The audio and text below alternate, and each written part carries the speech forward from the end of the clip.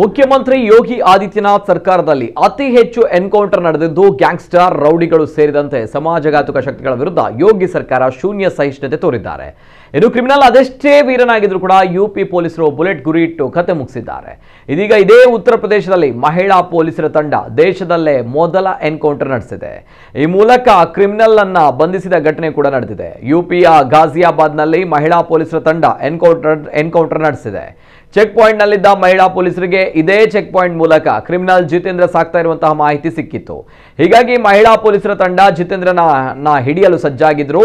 Check post ಬಳಿ Jitendra scooter ಮೂಲಕ ಬರ್ತಾ ಇದ್ದಂತೆ ನಿಲ್ಲಿಸಲು ಸೂಚಿಸಿದ್ದಾರೆ. ಆದರೆ ಜಿತೇಂದ್ರ ಸ್ಕೂಟರ್ ನಿಲ್ಲಿಸದೆ ತೆರಳುವ ಪ್ರಯತ್ನ ಮಾಡಿದ್ದಾನೆ. ಇನ್ನು ಬ್ಯಾರಿಕೇಡ್ ಹಾಕ್ತಾ ಇದ್ದಂತೆ ಸ್ಕೂಟರ್ಗೆ ಡಿಕ್ಕಿ ಬಂದು ಬಡಿದಿದೆ.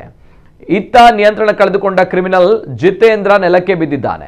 ಜಿತೇಂದ್ರ ಸ್ಥಳದಿಂದ ತಪ್ಪಿಸಿಕೊಂಡು ಹೋಗಲು ಯತ್ನಿಸಿದ್ದಾನೆ. ಆದರೆ ನಿಯಂತ್ರಣ ತಪ್ಪಿ ರಸ್ತೆಗೆ ಬಿದ್ದ ಬೆನ್ನಲ್ಲೇ ಪೊಲೀಸರು ಶರಣಾಗಲು ಸೂಚಿಸಿದ್ದಾರೆ.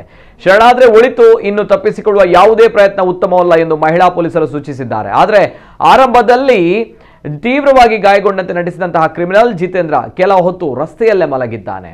ಇನ್ನು ಪೊಲೀಸರು ಸುತ್ತುವರಿಯಲು ಹೋಗ್ತಾ ಇದ್ದಂತೆ ಗುಂಡಿನ ದಾಳಿಗೆ ಮುಂದಾಗಿದ್ದಾನೆ.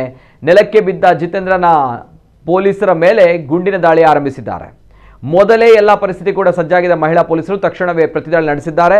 ನೆಲಕ್ಕೆ ಬಿದ್ದ ಬೆನ್ನಲ್ಲೇ ರಿವಾಲ್ವರ್ ತೆಗೆದು ದಾಳಿ ಆರಂಭಿಸಿದಂತಹ ಜಿತೇಂದ್ರನ ಮೇಲೆ ಪೊಲೀಸರು ಪ್ರತಿದಾಳಿ ನಡೆಸಿದ್ದಾರೆ. ಜಿತೇಂದ್ರನ ಮೊಣಕಾಲಿನ ಕೆಳಗೆ ಗುಂಡಿನ ದಾಳಿ ನಡೆಸಿದ್ದಾರೆ. ಎರಡು ಕಾಲಿಗೆ ಗುಂಡಿನ ಮಳೆ ಸುರಿಸಿದ್ದಾರೆ. ಇನ್ನು ತೀವ್ರವಾಗಿ ಗಾಯಗೊಂಡ ಜಿತೇಂದ್ರ ಕುಸಿದು ಬಿದ್ದಿದ್ದಾನೆ. ಮಹಿಳಾ ಪೊಲೀಸರ ತಂಡ ಜಿತೇಂದ್ರನಿಂದ ತಲ್ವಾರ್ ರಿವಾಲ್ವರ್ ಅನ್ನ ಕಸಿದು ಬಂಧಿಸಿದ್ದಾರೆ. ಜಿತೇಂದ್ರನ ಬಳಿ ಇದ್ದ ಪಿಸ್ತೂಲ್, ಸ್ಕೂಟರ್ನಲ್ಲಿ ಇಟ್ಟಿದ್ದು ಟ್ಯಾಬ್, ಸ್ಮಾರ್ಟ್ಫೋನ್ ವಶಕ್ಕೆ ಪಡೆಯಲಾಗಿದೆ. ಈ ಮೂಲಕ ಉತ್ತರ ಪ್ರದೇಶ ಮಹಿಳಾ ಪೊಲೀಸರಿಂದ ದೇಶದಲ್ಲೇ ಮೊದಲ ಎನ್ಕೌಂಟರ್ ನಡೆದಿದೆ.